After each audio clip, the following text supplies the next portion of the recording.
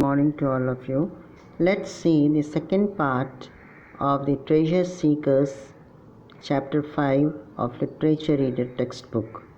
Please keep your books open and listen to the story which is being narrated. Let's see what happened in part 2 the story. Their Indian uncle turns out to be the real life treasure as he asks the Bastable family to share his enormous opulent London home with him. The children return to their schools and their uncle and father join forces to build a business that thrives. So this is actually the part of this whole story or the novel itself, Treasure Seekers by E. Nesbit.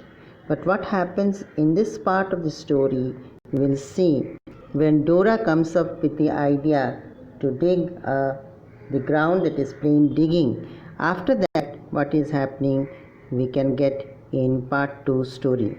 Dora, along with others, went to the garden and found a place in the big round flower bed where the ground was soft and wet. After digging for a long time, when they were tired, they called Albert to join them. Albert is always very tidy. He has put on frilly collars and knickerbockers. So here, frilly means a lot of folds that is attached to the edge of the dress. Knickerbockers, it is actually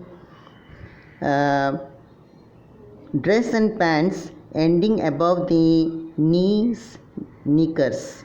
Alice explained that they are digging the ground with a hope to get great pot of red clay full of gold and precious jewels. But Albert did not like their idea and laughed in a sly and disrespectful manner. But he had a very nice uncle. Oswald motivated Albert to dig with a promise to get share of the treasure. Albert plainly refused. Alice gave the spade and welcomed him to start digging. Oswald instructed him to make tunnel.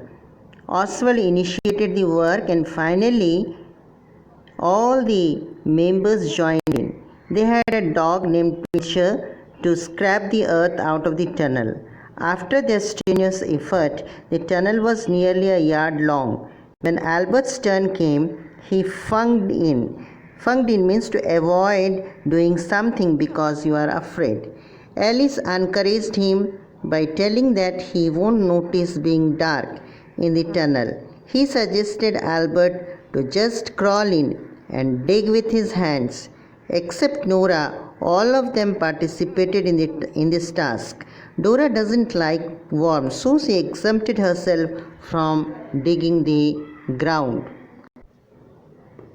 Albert also made excuse of worms, but they knew that he flinged fat, red and black worm on Dora, so they forced him to dig the ground. Finally, he agreed to dig with his boots, keeping his head out. Albert was able to dig and make a heap within a few minutes. All of a sudden, the roof of the tunnel tumbled in on him. He is horribly unlucky boy to have anything to do with. He started crying and yelling in a terrible manner. Then, Cook was informed to call his uncle. His uncle was a sailor, but at present he is engaged in writing books. He has a very long legs and his hair is light and his face is brown. After his arrival, he instructed Albert to stop howling.